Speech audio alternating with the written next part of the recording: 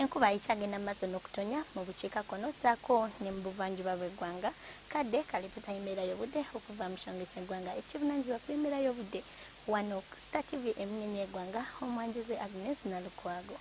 Bwe tulaba ku kifaananyi kya ssemugenza ekyakubiddwa ku ggwanga lyaffe mu biseera eby'okumakya ssaako n'olweggulo tulaba nti ebitundu by'eggwanga ebisinga obungi omusana gwate nga bwe gukubakubamu ng'ogyeko ebitundu ebyo ebyebulunguludde ennyanja Nalubaale bibadde byakiddedde nga metobesiemu n'enkuba. Kino nno kiviiridde ku buzito bw'omugongo gw'empewo ogusimbye wali kasongezo kasembaze nga Africa nga gusindika empewo enkalu ez'ennyogoga nga zidda mu ggwanga lyaffe ekiviiriddeko naddala ebitundu ebyo eby'obukiikaddyo bw'eggwanga okuva n'ekifu. Tusuubira okutandika olunaku olwokuna n'omusana okwaka nga bwe gukubakubamu mu bitundu by'eggwanga ebisinga obungi wabula ate ebitundu ebyo eby'omu bukiikakkono ssaako n'ebyo ebyebulunguludde ennyanja Nalubaale tubisuubira okufuna oluwandagirize.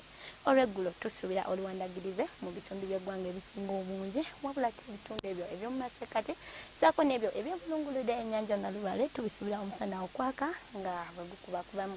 N'olwekyo ebbugu mu Kabale lijja kutuukira ddala ku Celsius 26 so ng'ate mu Kotido tusuubira ebbugu okutuukira ddala ku Celsius 29. Olw'ekibuga ekikulu Kampala wamu n'emiriraano tusuubira ebbugu okutuukira ddala ku Celsius 27. Ebibuga ebirala mu nsi ekibuga nga Lagos, Addis Ababa ne New Delhi ssaako ne Washington tubisuubira okufuna namutiko enkuba nga alina okubwatuka okw'eggulu nga n'olwekyo ebbugu mu Washington lijja kutuukira ddala ku Celsius 36. Ebibuga nga Nairobi tubisuubira obudde okuba obw'ekiddedde era nga n'ebbugu mu Johannesburg lijja kutuukira ddala ku Celsius 17. Eyo mu Moscow tusuubira omusana okwaka nga bwe gukubakubamu ssaako ne mu London.